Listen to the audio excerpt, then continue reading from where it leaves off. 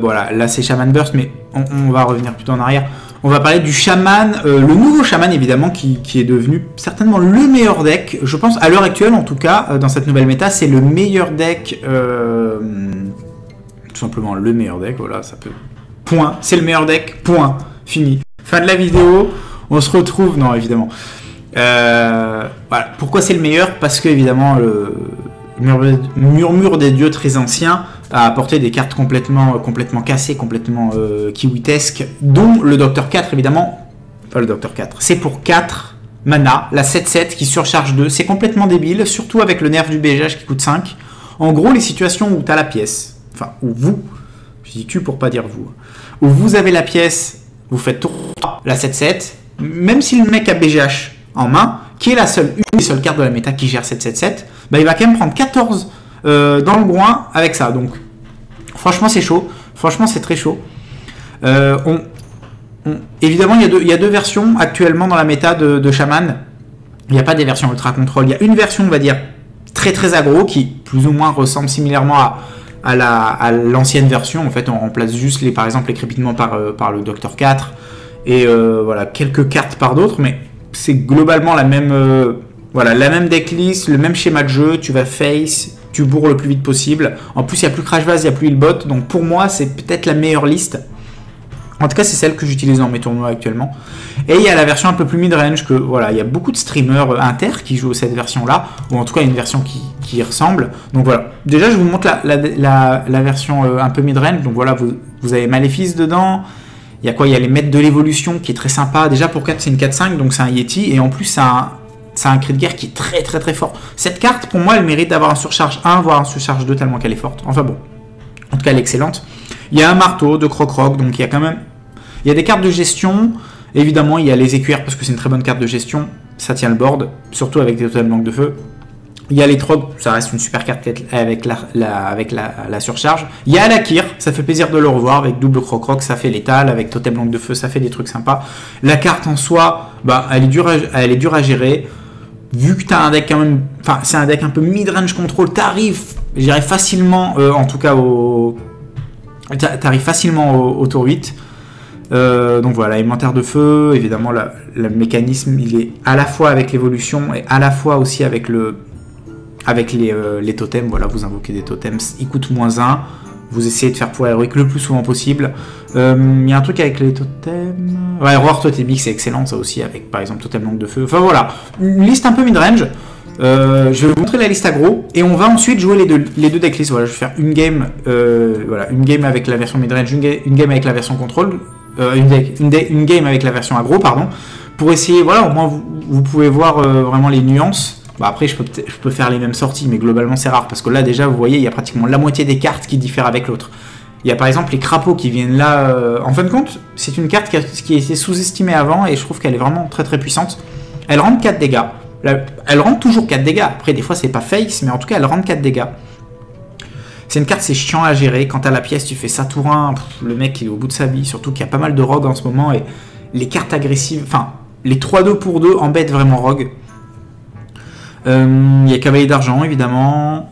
Qu'est-ce qu'on peut changer? Voilà, sans visage pour moi c'est la carte qui a remplacé le Crackle. En gros il y avait Crackle, maintenant il y a ça. Crackle des fois tu mettais 7 mais fallait avoir de la chance. Là en fin de compte pour 4 tu es sur le mettre 7 hein, la plupart du temps.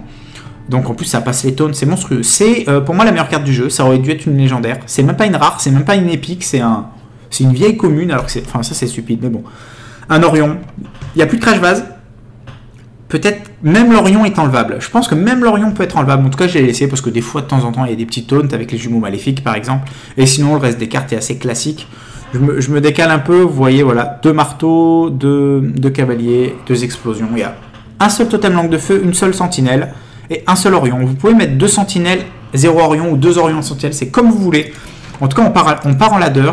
On va commencer avec la version aggro. Ça passe crème. Si le jeu veut bien se lancer, évidemment. Oh, le mec il change son overlock à la fin. L'escroquerie du siècle. Bon, on va jouer la version aggro. Ensuite la version contrôle. Moi, évidemment, j'ai une préférence pour l'aggro parce que je pense qu'elle est meilleure, mais c'est vraiment pas le cas de tout le monde. Et pour le coup, quand vous regardez un stream de, par exemple, Mister Yagout, je sais qu'il joue beaucoup la version midrange, il y a Colento qui la joue un petit peu.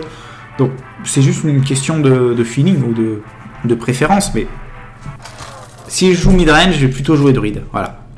Si je joue midrange au contrôle, je vais plutôt prendre du guerrier, du druide, du rogue plutôt que du chaman. Pour moi, chaman c'est face, mais parce que voilà, évidemment, la méta précédente m'a un petit peu traumatisé avec les paladins secrets. Il fallait évidemment aller plus vite qu'eux pour gagner.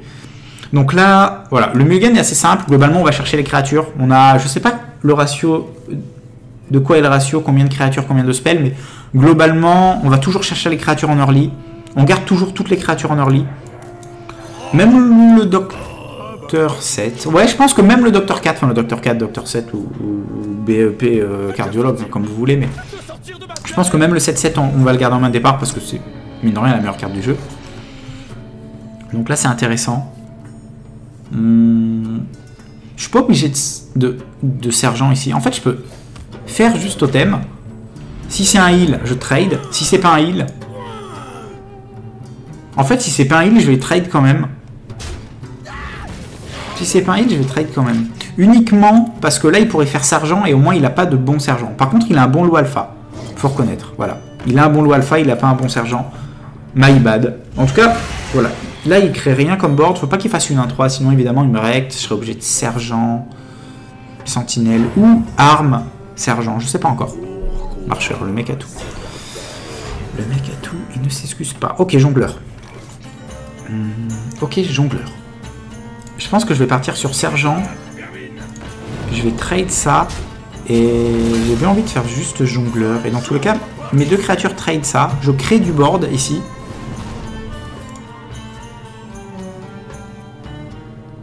Ouais, je pense que c'est pas mal. Je pense que le play est pas horrible, en tout cas. Après, faut pas faire que du trade, hein, sinon vous allez jamais face. Mais contre un deck aggro contre aggro, c'est vrai que ça se joue souvent sur le trade. Ça, faut le prendre en compte. Donc là, on va esprit farouche, c'est certain. Après, la question, c'est est-ce qu'on croc-croc ou est-ce qu'on éclaire? Sachant qu'au prochain tour, on va dans tous les cas faire sentinelle. Vu notre main, on va faire sentinelle. Donc, j'ai tendance à préférer éclair et trade, tout simplement. Évidemment. Voilà, je trade encore, mais parce que pour moi, le conseiller est la meilleure carte du zoo. Et que si tu gères pas ça, bah, le truc, il va passer prochain tour, certainement, voilà, 4-5, 3-5, même 5-5. Et il va éclater facilement mes esprits farouches. Donc voilà, là, j'ai un bon trade, je le fais. Il n'y a pas mort d'homme. Il n'y a que mort d'un conseiller, mais bon. Au pire, c'est un conseiller de sombre comté, donc c'est même pas la comté sympa avec les petits voilà, les petits hobbits qui se frottent entre eux. Là, c'est vraiment la sombre comté, c'est quelque chose d'assez malsain, donc ça m'intéresse pas. Clairement, ça m'intéresse pas. Ok, big boy. On va faire ça, parce que c'est bien. On va trade. On va éclaire ça. En fait, on va faire du trade. À partir du moment où on a le board, on va gagner. Surtout dans un match-up comme ça, qui n'a plus éruption diablotin, faut le savoir. C'est un zoo, donc il n'y a pas flamme infernale, il n'y a plus éruption diablotin, donc le mieux ce qu'il peut faire ici, c'est 5 tokens à 1, mais 5 tokens à 1, voilà. À partir du moment où il fait 5 tokens à 1, là je trade plus et je vais face.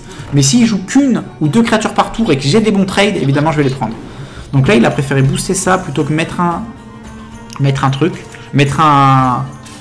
couteau. Est-ce bien? Est-ce pas bien? Franchement, je sais pas. En tout cas, je vais sentinelle, ça c'est certain. Et après, soit croc-croc, soit pour héroïque. Tout dépend un petit peu de ce qui va se passer. Alors,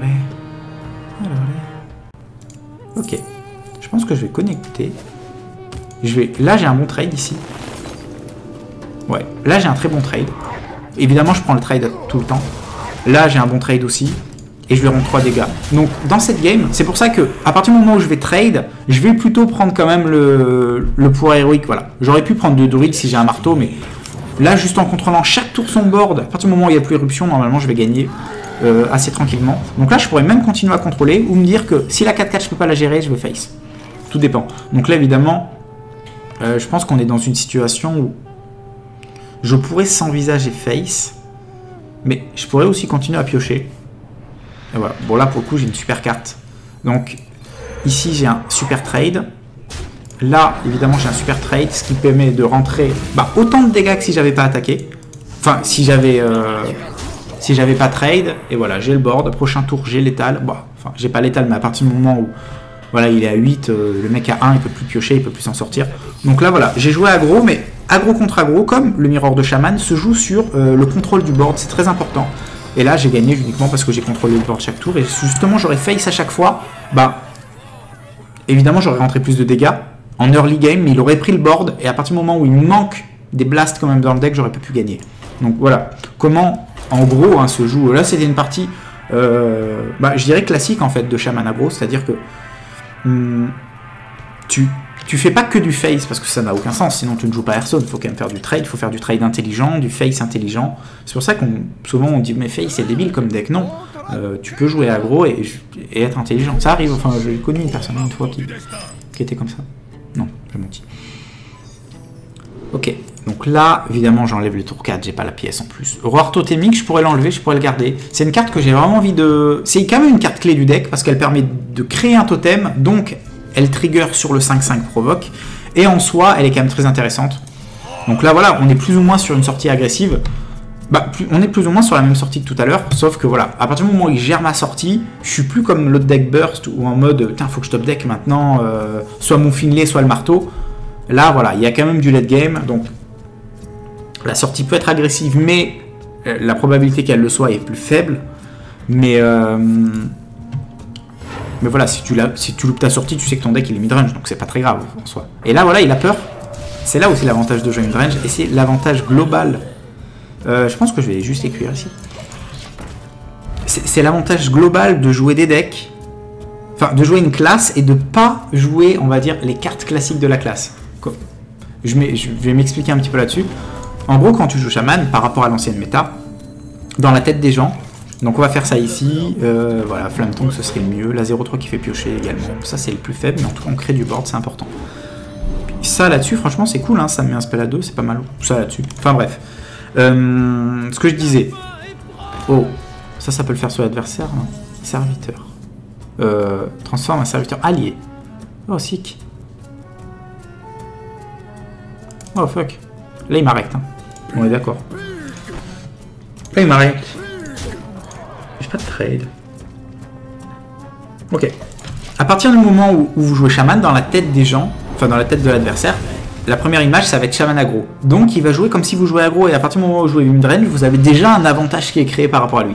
C'est un peu comme quand vous jouez paladin contrôle, l'adversaire va toujours... Je fais marteau ou je pense que je vais écuyère et je vais faire maître dessus. Ça va être une 3-2 la plupart du temps. Oh, ça c'est intéressant, remarque, quand je joue contrôle. Enfin bref. Ouais, c'est rigolo, je crée une 4-5, je crée du board. C'est important quand même de créer du board et mettre de la pression, surtout contre un mage freeze. Donc voilà, quand vous jouez paladin contrôle ou murloc, l'adversaire il va toujours partir du principe que c'est un... What the fuck? Ok. Ça c'est une très bonne carte full RNG. Ça veut rien dire, une très bonne carte full RNG, mais en tout cas elle l'est. Donc là je pense qu'on va trade tout simplement. On va jouer notre 7-7, notre petit...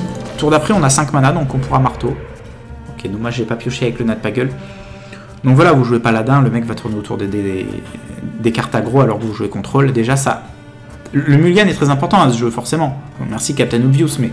le mulligan fait pratiquement un tiers de la partie, donc à partir du moment où l'adversaire mulligan mal, très dur à dire, c'est gagné. Alors,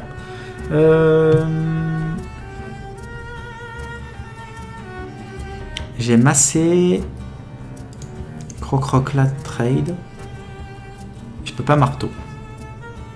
C'est intéressant. Il a déjà joué un hospice funeste, donc je pourrais ne pas tourner autour du deuxième. Donc je pourrais faire un play à base de, évidemment, trade. La chose venue d'en bas, dégueulasse. Et hop, j'attaque. Et c'est pas mal parce que c'est un board qui est pas du tout, voilà, qui est monstrueux. Donc ça prend pas les AOE, ça prend pas des boules de feu direct. Il peut pas le tuer avec le blast, il peut tuer que avec l'hospice Nova. S'il a pas ces deux cartes là, évidemment il a perdu. Enfin il a pas perdu, mais il va jouer en mode défensif toute la game et il pourra jamais faire Alexstrasza en se disant moi je fais Alexstrasza et derrière il va pas me tuer. Donc là il pioche. Si la Nova il va certainement le faire pour gagner 12 dégâts, ce qui est énorme. Je pense, hein. Au moins de faire acolyte, mais il sait que je vais pas le trade. Enfin en tout cas je vais pas du tout le trade. Moi je vous le dis. Je vous le dis les amis. Oh, c'est peut-être un midrange alors. Ok, c'est un midrange. C'est un midrange. Bon. Bon. Je vais marteau. Je vais essayer de rentrer un maximum de dégâts ici. Ensuite. Donc là j'ai mis. En fait j'ai mis masse dégâts d'un coup. C'est aussi l'avantage du deck contrôle, c'est que contrairement à aggro, tu grignotes pas les PV. Le mec. En fait quand tu joues aggro, que tu grignotes les PV et que le mec il se heal masse, derrière t'es un petit peu rect. C'est compliqué en tout cas, à moins d'avoir beaucoup de cartes en main, mais c'est dur. Alors que quand tu joues contrôle, bah, tu stacks un board, et surtout avec cette carte, elle va rentrer 14 dans cette game, elle va juste enlever la moitié des points de vie au mec. Derrière, je pense que je vais juste totem, parce que j'ai le board, j'ai pas besoin de jouer plus. Qu'est-ce qu'il peut faire ici concrètement? Flamme Strike, ping, derrière il tape là, il tue mon board. Ah non, il peut pas, il a que 8 mana. Donc, franchement, il n'y a pas de play ici, à moins Blizzard pour gagner un tour. Voilà, Nova Hospice, ok. Je peux le tuer avec Nova Hospice. Apothicaire, il gagne 8, c'est ça? Ok. C'est embêtant. C'est embêtant. Donc, l'idée... J'ai pas envie d'être gelé. Par contre, là, non. Si je fais ça... En fait, si je fais élémentaire là-dessus, il a une 4-4. Si je fais Flamme Strike, ping ça, il peut tuer ça aussi. Ça m'embêterait. Si je fais... Je tape 2 fois là. Je tape 2 fois là. Je fais ça, je prends pas Flamme Strike. C'est con comme play, mais je pense que c'est le play à faire pour gagner au prochain tour. Je tape 2 fois là, je prends 8, ça c'est pas grave. Je fais ça ici. Et là, le truc c'est qu'il peut pas, il peut Flamme Strike évidemment, mais ça veut dire qu'il Flamme Strike, il ping ici. Là je vais tourner qu'autour du Flamme Strike, hein, je vais pas tourner autour des autres cartes. Et il peut pas se dire qu'il va setup un létal en 2 tours, parce que s'il fait ça, il va devoir blast ma tête. À partir du moment où on fait ça, à partir du moment où il ne gère pas le board, il a perdu. Donc là, il va partir sur quoi? Blizzard, c'est pas mal. Blizzard, c'est pas mal. J'ai toujours Natbagel en vie qui peut me faire piocher. Enfin, j'espère en tout cas qu'il va me faire piocher. Derrière, j'ai ça. Peut-être, justement, là, l'Orion peut-être aurait été mieux parce que j'aurais pu setup justement à l'étal. Déjà, j'aurais pu gagner au tour d'avant. Enfin, il y a 2 tours avec les Orions. Non, peut-être pas. Peut-être pas, je dis nimp. Mais ça, j'ai pas envie de le jouer parce que ça va prendre le Flamme Strike. Oh, le mec, il est vil, il est félin, c'est un vil félin. Donc, à un moment, je prends le Flamme Strike, ça a piqué. J'aimerais bien piocher par contre, monsieur. Ok. Il peut Flamme Strike. Il va Flamme Strike. Fin de tour.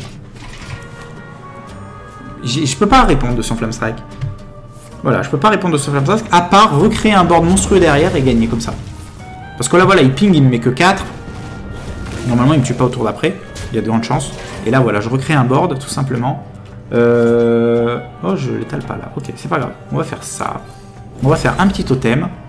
On va s'enlever la surcharge. On va face. Tout simplement. Et prochain tour, on a gagné. Voilà. On n'a pas besoin de créer plus de boards. Mine de rien, ça, on le garde en surprise. Ça sert à rien de le jouer maintenant. À partir du moment où il y a une seule créature qui va rentrer un dégât, j'ai gagné avec 10 dégâts plus 2 du totem. Donc, voilà, là, je reste comme ça, statu quo. J'aurais pu croc-croc pour vite rentrer les dégâts et me dire que voilà, s'il y a un éclair de givre encore, ça peut m'embêter, mais je me dis qu'il va pas tourner autour du croc-croc ici, vu que j'en ai déjà joué un dans cette game. C'est comme moi, je ne tourne pas autour de l'hospice parce qu'il en a déjà joué un, voilà. En tout cas, c'est... Ok. Ok, il va devoir trade. C'est bien. Je gagne sur pas mal de... Non, je gagne pas sur pas mal de cartes, mais... Je gagne sur certaines cartes. Oh. Donc, on va faire ça ici. On va voir ce qui se passe. Non. Ok. Intéressant. Je pourrais jouer ça, mais je pourrais prendre Flamme Strike, ça m'embêterait. Est-ce que je lui rends 10 ici? Si c'est Alex derrière, c'est chiant. Non, je vais rester comme ça. Je vais rester comme ça, j'ai toujours le board, mais voilà. Je pense que là, à un moment, je cherche la merde, là, en fait, en le tuant pas tout de suite. Ok, bon, ça va, ça, c'est pas une très bonne carte. Heureusement que j'ai eu ça. Sinon, ça aurait été vraiment galère. Parce que là, il aurait presque pu me l'étal. Ok, donc là, il trade. Ice Block ou... On va toujours tourner... Encore que toujours tourner autour de l'Ice Block. Non, mais à partir du moment où il joue contrôle, c'est plutôt Ice Block. Enfin, en tout cas, c'est pas Mirror Entity. Ça peut être contre-sort. C'est pour ça que je joue pas ça tout de suite. Je préfère essayer d'avoir un mauvais sort, genre un Hex. Je tente le Hex dessus. Si c'est contre-sort, j'ai gagné, alors que si je fais contre-sort... Si je me fais contrer mon arme croc-croc, j'aurai pas létal, et derrière, on sait jamais, il peut faire Reno. Peut-être qu'il attend, il joue très bien, et... Il veut vraiment pas que je le tue, c'est embêtant. C'est parfait ce qu'il fait, hein. Parce qu'il va finir vraiment par avoir létal à force. Il y a combien de chances que j'ai... À 3, est-ce qu'il y a des taunts? Pas des masses, il y a des charges. À 3, il y a des charges. Donc à partir du moment où je fais mettre de l'évolution sur un tour 3, sur un tour 2 qui se transforme en tour 3, j'ai une probabilité d'avoir une charge. Donc c'est pour ça que je vais le faire plus sur un tour 2 qu'un tour 3. Oh, magnifique charge. Dégote. Bon, bah, je pense que j'ai perdu. Ok. Je pense que j'ai perdu ici. Une boule de feu me tue. On verra. Ah, dommage. Voilà, le Nova de Givre, ça, j'ai pas pu le gérer parce que justement, j'avais aucun blast. Donc peut-être que là, ça m'a manqué d'avoir un Orion juste pour finir un dégât. À la place de ces 3-2 qui, en fin de compte, créent une pression sur le board, mais n'ont pas mis de dégâts sur l'adversaire. Donc, sachant que j'ai déjà du dégât avec mes totems. Oh, là, il me tue pas, a priori. C'est plutôt bon signe quand tu joues ça. J'ai peur de l'Ice Block, hein, parce que l'Ice Block me défonce. Pas évident cette game. Toujours délicat. Salut Dominique. Métamorphose, ok. Hé, c'est un petit chip. Nice.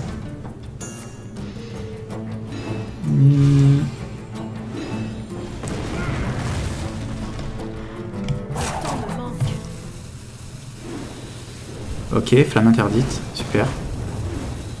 Bon. J'ai toujours... Ok, j'ai toujours peur du contre-sort ici, hein. Néanmoins, oh là, je suis à 2, c'est pas fou. Ice Block, j'ai perdu. Oh, Maléfice. Allez, si c'est un contre-sort, je suis un génie. Plutôt là. Ah, c'est pas contre-sort. C'est duplicate. Oh.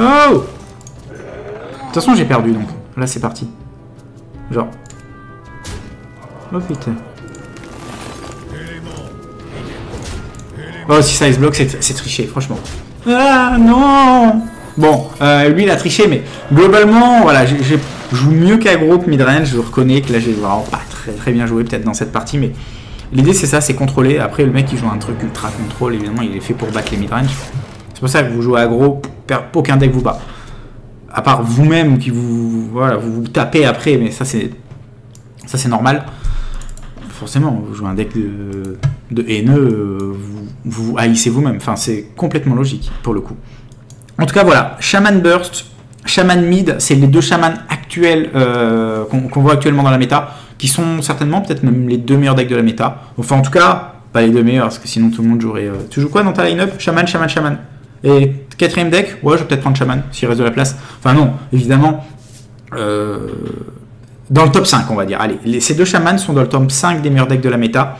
Voilà, j'espère que Dr. 4, c'est pour ça que j'ai appelé le Shaman Dr. 4, parce que la carte clé c'est quand même la 7-7. Là j'en ai eu qu'une, c'est pour ça que j'ai perdu. J'en avais deux, j'avais gagné, c'est sûr. Mais non, la carte clé c'est évidemment la 7-7. J'espère que la vidéo vous a plu. Je vous fais plein de bisous. Accessoirement, j'embrasse mon cousin d'Argentine. Enfin d'Argentine. Voilà, il habite en Argentine. C'est pas un nazi qui s'est expatrié en Argentine. Je préfère le dire avant, mais voilà. Voilà, je fais un petit bisou à mon cousin d'Argentine. Et qui se lance dans Hearthstone, évidemment, une carrière fulgurante. C'est exceptionnel. Enfin, bientôt Kolento, c'est le nouveau Kolento. On se retrouve très bientôt pour de prochaines vidéos. Ciao, ciao. Je clique, ça marche pas. Ah, c'est bon. Mais voilà, si tu loupes ta sortie, tu sais que ton deck il est midrange, donc c'est pas très grave en soi. Et là, voilà, il a peur. C'est là où c'est l'avantage de jouer midrange, et c'est l'avantage global. Je pense que je vais juste écrire ici. C'est l'avantage global de jouer des decks, enfin de jouer une classe et de pas jouer, on va dire, les cartes classiques de la classe. Je vais m'expliquer un petit peu là-dessus. En gros, quand tu joues Shaman, par rapport à l'ancienne méta, dans la tête des gens, donc on va faire ça ici, voilà, Flametongue ce serait le mieux, la 0-3 qui fait piocher également, ça c'est le plus faible, mais en tout cas on crée du board, c'est important. Puis ça là-dessus, franchement c'est cool, hein, ça me met un spell à 2, c'est pas mal, ça là-dessus, enfin bref. Ce que je disais, oh, ça peut le faire sur l'adversaire, non? Serviteur. Transforme un serviteur allié. Oh, sick. Oh, fuck. Là, il m'arrête. Hein. On est d'accord. Là, il m'arrête. J'ai pas de trade. Ok. À partir du moment où vous jouez chaman, dans la tête des gens, enfin dans la tête de l'adversaire, la première image, ça va être chaman aggro. Donc il va jouer comme si vous jouez aggro, et à partir du moment où vous jouez midrange, vous avez déjà un avantage qui est créé par rapport à lui. C'est un peu comme quand vous jouez paladin contrôle, l'adversaire va toujours... Je fais marteau ou je pense que je vais écuyère et je vais faire maître dessus. Ça va être une 3-2 la plupart du temps. Oh, ça c'est intéressant, remarque, quand je joue contrôle. Enfin bref. Ouais, c'est rigolo, je crée une 4-5, je crée du board. C'est important quand même de créer du board et mettre de la pression, surtout contre un mage freeze.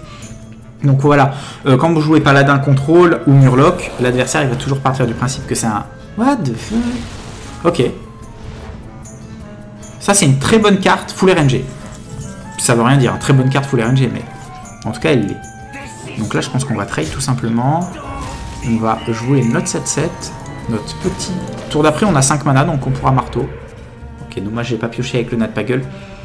Donc voilà, vous jouez paladin, le mec va tourner autour des cartes aggro alors que vous jouez contrôle. Déjà ça... Le mulligan est très important à ce jeu forcément. Merci Captain Obvious, mais... le mulligan fait pratiquement un tiers de la partie, donc à partir du moment où l'adversaire mulligan mal, très dur à dire, c'est gagné. Alors,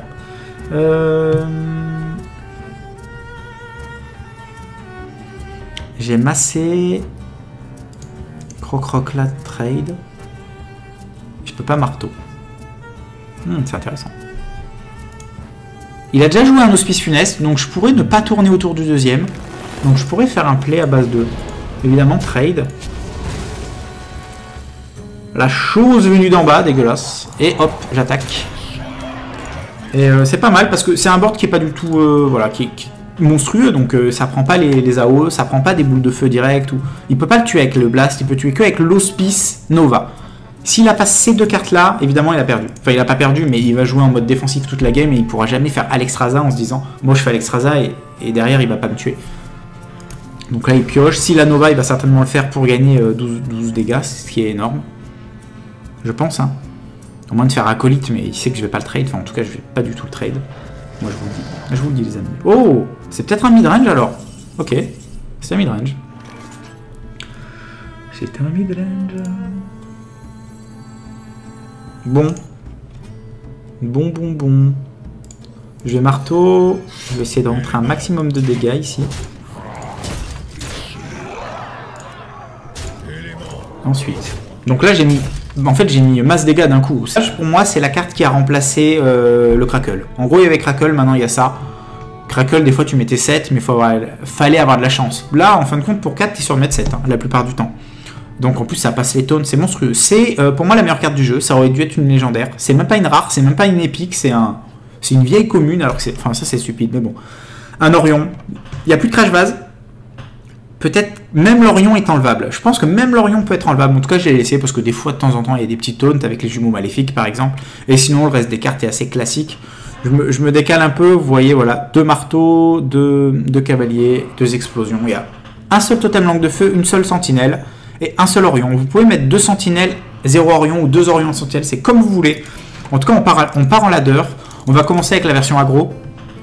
Ça passe crème. Si le jeu veut bien se lancer, évidemment. Oh, le mec il change son overlock à la fin. L'escroquerie du siècle. Bon, on va jouer la version aggro. Ensuite la version contrôle. Moi, évidemment, j'ai une préférence pour l'aggro parce que je pense qu'elle est meilleure, mais c'est vraiment pas le cas de tout le monde. Et pour le coup, quand vous regardez un stream de, par exemple, Mister Yagout, je sais qu'il joue beaucoup la version midrange, il y a Colento qui la joue un petit peu. Donc, c'est juste une question de feeling ou de préférence. Mais si je joue midrange, je vais plutôt jouer druide. Voilà. Si je joue midrange ou contrôle, je vais plutôt prendre du guerrier, du druide, du rogue plutôt que du chaman. Pour moi, chaman c'est face, mais parce que voilà, évidemment, la méta précédente m'a un petit peu traumatisé avec les paladins secrets. Il fallait évidemment aller plus vite qu'eux pour gagner. Donc là, voilà, le mulligan est assez simple. Globalement, on va chercher les créatures. On a, je sais pas le ratio, de quoi est le ratio, combien de créatures, combien de spells, mais globalement, on va toujours chercher les créatures en early. On garde toujours toutes les créatures en early. Même le Docteur 7. Ouais, je pense que même le Docteur 4, enfin le Docteur 4, Docteur 7 ou BEP cardiologue, comme vous voulez, mais je pense que même le 7-7, on va le garder en main de départ parce que c'est, mine de rien, la meilleure carte du jeu. Donc là, c'est intéressant. Je suis pas obligé de sergent ici. En fait, je peux faire juste totem. Si c'est un heal, je trade. Si c'est pas un heal... En fait, si c'est pas un heal, je vais trade quand même. Si c'est pas un heal, je vais trade quand même. Uniquement parce que là, il pourrait faire sergent et au moins, il a pas de bon sergent. Par contre, il a un bon lot alpha. Faut reconnaître, voilà. Il a un bon lot alpha, il a pas un bon sergent. My bad. En tout cas, voilà. Là, il crée rien comme board. Faut pas qu'il fasse une 1-3, sinon évidemment, il me recte. Je serais obligé de sergent, sentinelle ou arme, sergent. Je sais pas encore. Marcheur, le mec a tout. Le mec a tout, il ne s'excuse pas. Ok, jongleur. Ok, jongleur. Je pense que je vais partir sur sergent. Je vais trade ça. Et j'ai bien envie de faire juste jongleur. Et dans tous les cas, mes deux créatures trade ça. Je crée du board ici.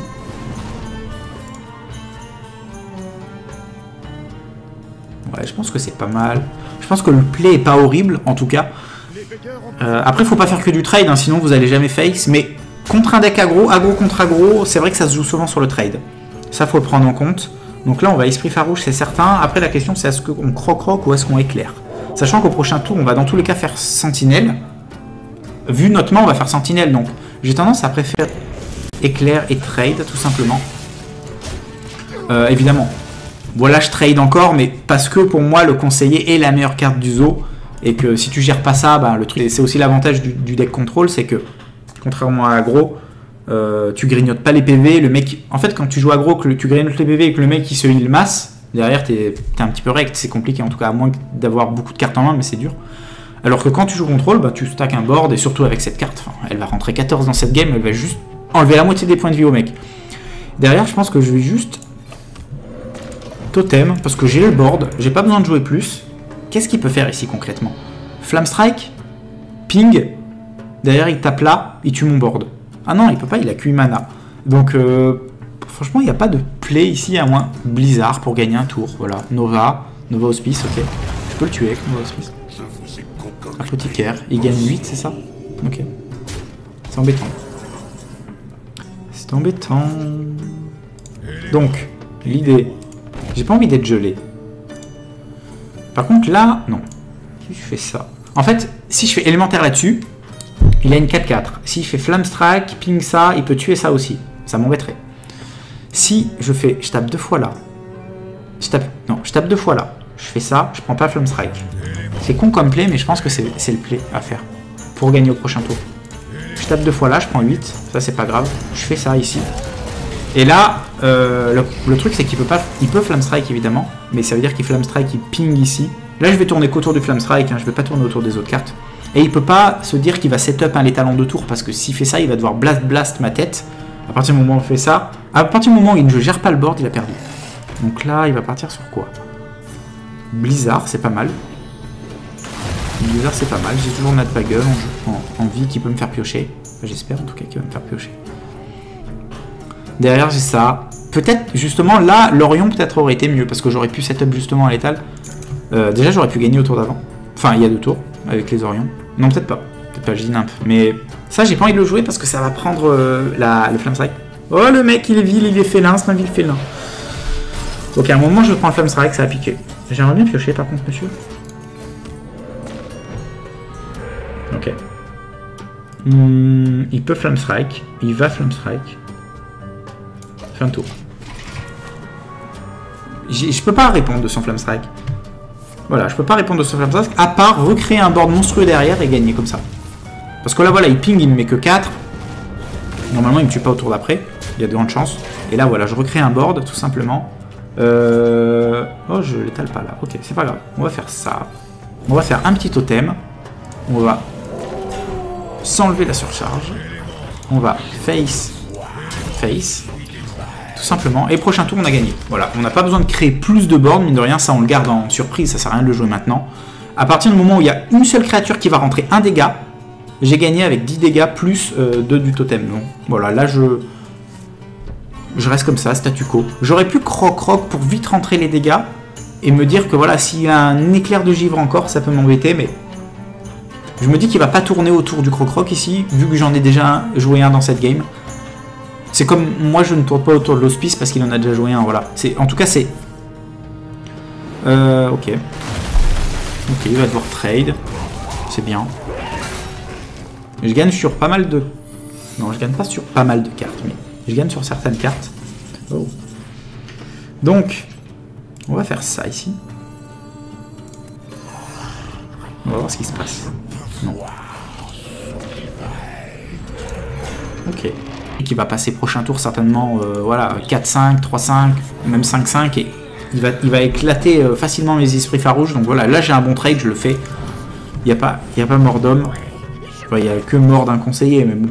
Au pire, c'est un conseiller de sombre comté, donc c'est même pas la comté sympa avec les petits voilà, les petits hobbits qui se frottent entre eux. Là, c'est vraiment la sombre comté, c'est quelque chose d'assez malsain, donc ça m'intéresse pas. Clairement, ça m'intéresse pas. Ok, big boy. On va faire ça, parce que c'est bien. On va trade. On va éclaire ça. En fait, on va faire du trade. À partir du moment où on a le board, on va gagner. Surtout dans un match-up comme ça, qui n'a plus éruption diablotin, faut le savoir. C'est un zoo, donc il n'y a pas flamme infernale, il n'y a plus éruption diablotin, donc le mieux ce qu'il peut faire ici c'est 5 tokens à 1, mais 5 tokens à 1, voilà. À partir du moment où il fait 5 tokens à 1, là je trade plus et je vais face. Mais s'il joue qu'une ou deux créatures par tour et que j'ai des bons trades, évidemment je vais les prendre. Donc là il a préféré booster ça plutôt que mettre un couteau. Est-ce bien? Est-ce pas bien? Franchement, je sais pas. En tout cas, je vais sentinelle, ça c'est certain. Et après, soit croc-croc, soit pour héroïque. Tout dépend un petit peu de ce qui va se passer. Alors, ok. Je pense que je vais connecter. Là, j'ai un bon trade ici. Ouais, là, j'ai un très bon trade. Évidemment, je prends le trade tout le temps. Là, j'ai un bon trade aussi. Et je lui rends 3 dégâts. Donc dans cette game, c'est pour ça que à partir du moment où je vais trade, je vais plutôt prendre quand même le pouvoir héroïque. Voilà. J'aurais pu prendre 2 druides si j'ai un marteau, mais là, juste en contrôlant chaque tour son board, à partir du moment où il n'y a plus éruption, normalement je vais gagner assez tranquillement. Donc là, je pourrais même continuer à contrôler ou me dire que si la 4-4 je peux pas la gérer, je vais face. Tout dépend. Donc là, évidemment, je pense qu'on est dans une situation où je pourrais s'envisager face, mais je pourrais aussi continuer à piocher. Et voilà. Bon, là, pour le coup, j'ai une super carte. Donc, ici, j'ai un super trade. Là, évidemment, j'ai un super trade, ce qui permet de rentrer autant de dégâts que si j'avais pas attaqué. Enfin, si j'avais pas trade. Et voilà, j'ai le board. Prochain tour, j'ai l'étal. Bon, enfin, j'ai pas l'étal, mais à partir du moment où voilà, il est à 8, le mec à 1, il peut plus piocher, il peut plus s'en sortir. Donc là, voilà, j'ai joué aggro, mais aggro contre aggro, comme le miroir de chaman, se joue sur le contrôle du board. C'est très important. Et là, j'ai gagné uniquement parce que j'ai contrôlé le board chaque tour. Et justement, j'aurais face à chaque fois. Évidemment, j'aurais rentré plus de dégâts en early game, mais il aurait pris le board. Et à partir du moment où il manque des blasts quand même dans le deck, j'aurais pas pu gagner. Donc voilà, comment en gros se joue. Là, c'était une partie, je dirais classique en fait de Shaman aggro. C'est-à-dire que tu fais pas que du face parce que ça n'a aucun sens, sinon tu ne joues pas Hearthstone. Il faut quand même faire du trade, il faut faire du trade intelligent, du face intelligent. C'est pour ça qu'on souvent on dit mais face c'est débile comme deck. Non, tu peux jouer aggro et être intelligent. Ça arrive, enfin j'ai connu une personne une fois qui était comme ça. Non, je mentis. Ok, donc là évidemment j'enlève le tour 4, j'ai pas la pièce en plus. Roi totémique, je pourrais l'enlever, je pourrais le garder. C'est une carte que j'ai vraiment envie de... C'est quand même une carte clé du deck parce qu'elle permet de créer un totem, donc elle trigger sur le 5-5 provoque, et en soi, elle est quand même très intéressante.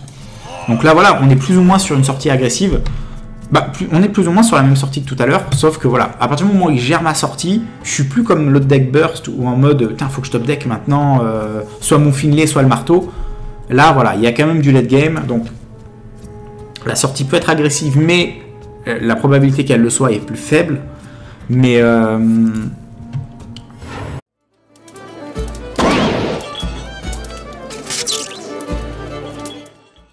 voilà, là c'est Shaman Burst, mais on va revenir plutôt en arrière.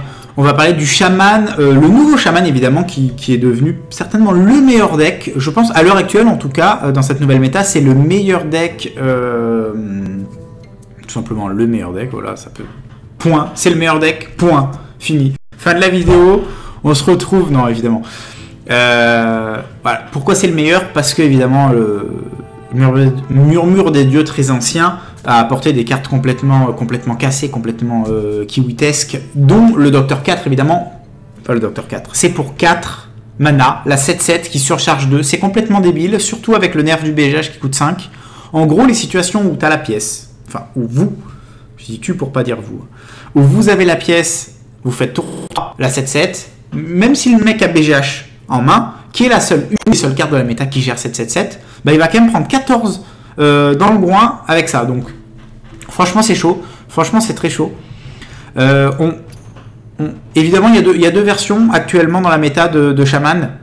Il n'y a pas des versions ultra contrôle. Il y a une version, on va dire, très très aggro qui plus ou moins ressemble similairement à l'ancienne version. En fait, on remplace juste par exemple les crépitements par le Docteur 4 et voilà, quelques cartes par d'autres, mais c'est globalement la même decklist, le même schéma de jeu. Tu vas face, tu bourres le plus vite possible. En plus, il n'y a plus Crash Vase, il n'y a plus Healbot. Donc pour moi, c'est peut-être la meilleure liste. En tout cas, c'est celle que j'utilise dans mes tournois actuellement. Et il y a la version un peu plus mid-range, que voilà, il y a beaucoup de streamers inter qui jouent cette version-là, ou en tout cas une version qui y ressemble. Donc voilà, déjà je vous montre la version un peu mid-range. Donc voilà, vous avez Maléfice dedans. Il y a quoi? Il y a les maîtres de l'évolution qui est très sympa. Déjà pour 4, c'est une 4-5, donc c'est un Yeti. Et en plus, c'est un cri de guerre qui est très très très fort. Cette carte, pour moi, elle mérite d'avoir un surcharge 1, voire un surcharge 2, tellement qu'elle est forte. Enfin bon, en tout cas, elle est excellente. Il y a un marteau de Croc-Roc, donc il y a quand même... Il y a des cartes de gestion, évidemment il y a les écuyères parce que c'est une très bonne carte de gestion, ça tient le board, surtout avec des totems blancs de feu. Il y a les trogs, ça reste une super carte avec la surcharge. Il y a Alakir, ça fait plaisir de le revoir avec double croc-roc, ça fait létal, avec totem blanc de feu, ça fait des trucs sympas. La carte en soi, bah, elle est dure à gérer. Vu que tu as un deck quand même, enfin c'est un deck un peu mid-range control, t'arrives, je dirais facilement, en tout cas t'arrives facilement au tour 8. Donc voilà, élémentaire de feu, évidemment le mécanisme il est à la fois avec l'évolution et à la fois aussi avec les totems. Voilà, vous invoquez des totems, ils coûtent -1, vous essayez de faire pouvoir héroïque le plus souvent possible. Il y a un truc avec les totems, ouais, Roar Totémique c'est excellent ça aussi, avec par exemple totem langue de feu. Enfin voilà, une liste un peu mid-range. Je vais vous montrer la liste aggro et on va ensuite jouer les deux decklists. Voilà, je vais faire une game avec la version midrange, une game avec la version contrôle, une game avec la version aggro, pardon, pour essayer, voilà, au moins vous pouvez voir vraiment les nuances. Bah, après je peux faire les mêmes sorties, mais globalement c'est rare parce que là déjà vous voyez il y a pratiquement la moitié des cartes qui diffèrent avec l'autre. Il y a par exemple les crapauds qui viennent là, en fin de compte c'est une carte qui a été sous-estimée avant et je trouve qu'elle est vraiment très très puissante. Elle rentre 4 dégâts. Elle rentre toujours 4 dégâts, après des fois c'est pas face, mais en tout cas elle rentre 4 dégâts. C'est une carte, c'est chiant à gérer, quand t'as la pièce tu fais ça tour 1, le mec il est au bout de sa vie, surtout qu'il y a pas mal de rogue en ce moment, et les cartes agressives, enfin les 3-2 pour 2 embêtent vraiment rogue. Il y a cavalier d'argent évidemment, qu'est-ce qu'on peut changer, voilà, sans visage.